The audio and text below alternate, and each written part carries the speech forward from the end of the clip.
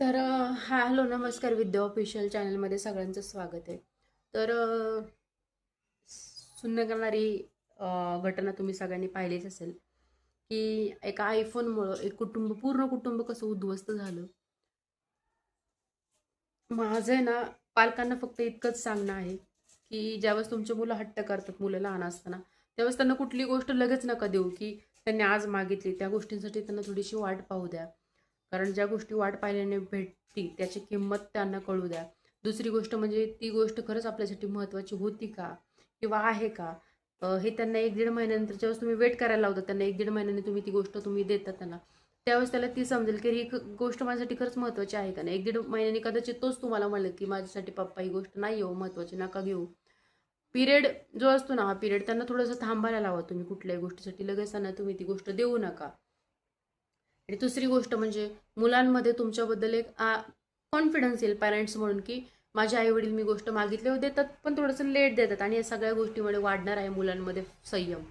आणि हा संयम आपल्याला आपल्या मुलांमध्ये वाढवायचा आहे, तरच येणाऱ्या काळामध्ये अशा चुकीच्या घटना घडणार नाहीत.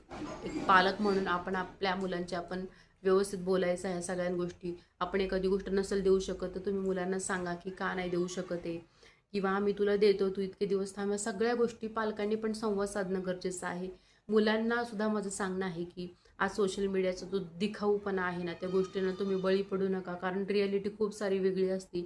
आज तुम्ही रील स्टार वगैरे बघताय, ह्यांच्या लाईफ तुम्ही स्वतःची कंपेअर करताय की त्याच्याकडे आयफोन आहे, त्याच्याकडे हे.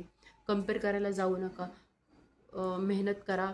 स्वतः पैसा कमवा, चांगल्या गोष्टीतून पैसा कमवा आणि आईवडिलांची स्वप्न पूर्ण करा.